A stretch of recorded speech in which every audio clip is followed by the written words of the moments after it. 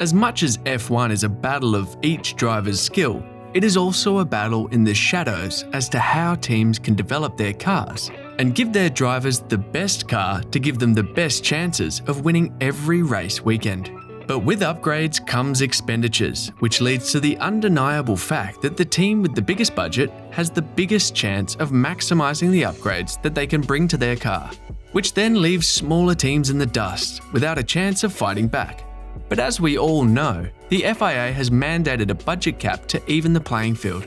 But what seemed like an honourable mandate at the beginning may be giving teams a headache, as we are 1/3 of the way into the season with teams such as McLaren and standings leader Red Bull who are at the brink of being disqualified because of the new budget cap. So just how much is Red Bull in danger of being disqualified? What does the FIA plan on doing to keep this a battle on the track and not in court? Well, you're going to have to stick around to find out. But before we get started, consider subscribing as we upload 4 times a week to give you the latest news in the F1 space. Now that's out of the way, let's get to it. Coming into the season, the FIA had announced that the $145 million budget cap for the 2021 season would be cut down to $140 million.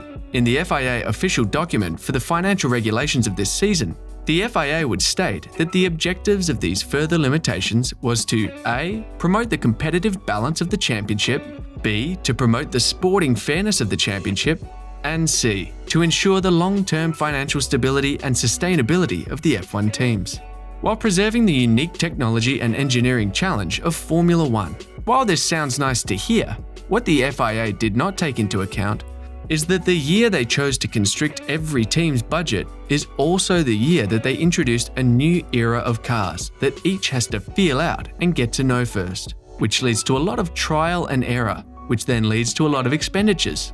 Not only that, but that also failed to take into account the extreme competitiveness of the teams and their hunger to gain the upper hand, even if it's only 100ths of a second on the timesheet. Before we go to what each team has to say, consider subscribing to the channel if you've enjoyed the video thus far. Now let's get back to it. Exhibit A of this would be Red Bull, who undoubtedly have been the most aggressive in terms of development and, to their credit, have reaped the rewards and are now leading the standings, both in the constructors' standings and in the drivers' standings. But team principal Christian Horner has been on record a few races ago, saying that they are at risk of exceeding the budget cap due to inflation and freight costs. Horner, as of late, has called on to the FIA to reconsider their rulings and tackle the situation with a sensible approach. In his words, "There are many things to look at, but the problem is the penalty system. Up to the first 5% breach ranges anywhere from a slap on the wrist to disqualification," said Horner.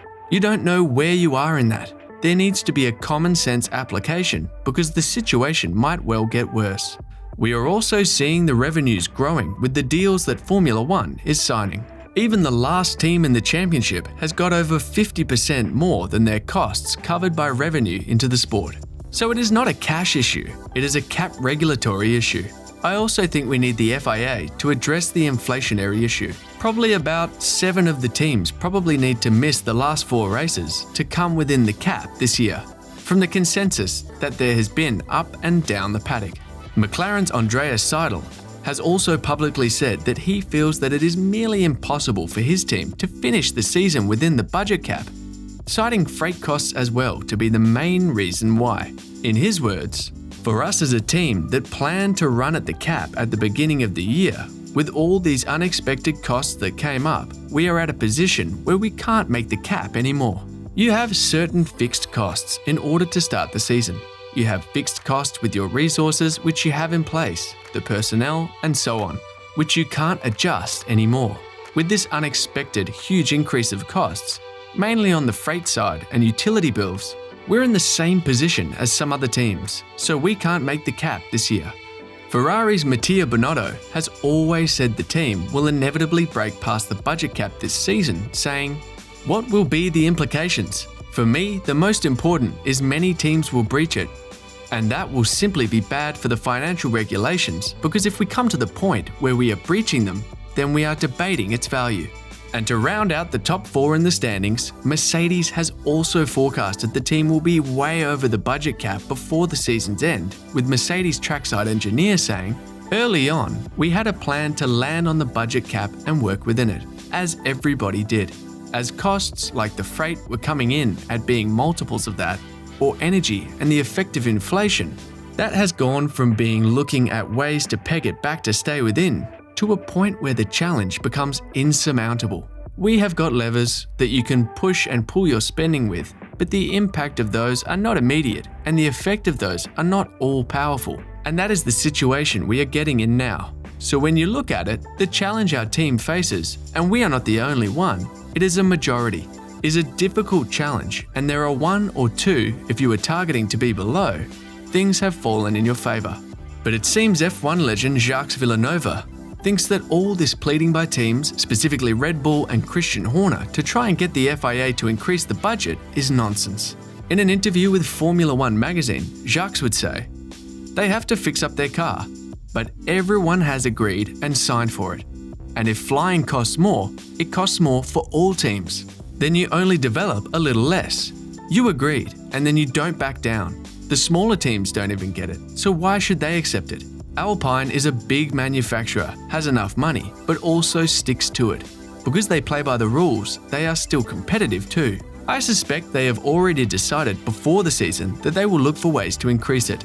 But for now, they have got to stick to it. But what is the punishment if they do go over it? I don't know.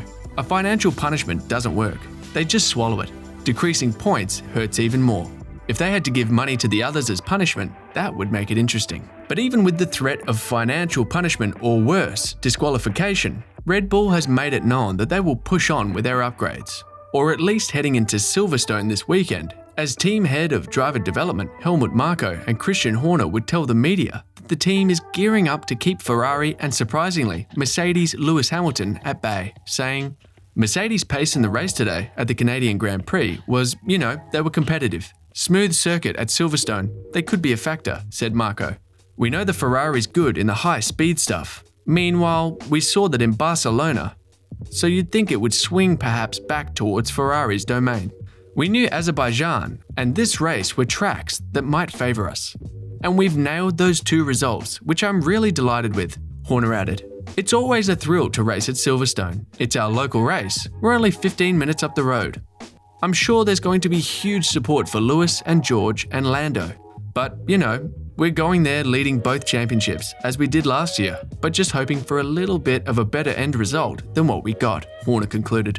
It seems that the battle in the shadows is as, and if not more important than the racing that is happening on the track. I'm pretty sure Netflix will have a blast piecing together stories for this year's rendition.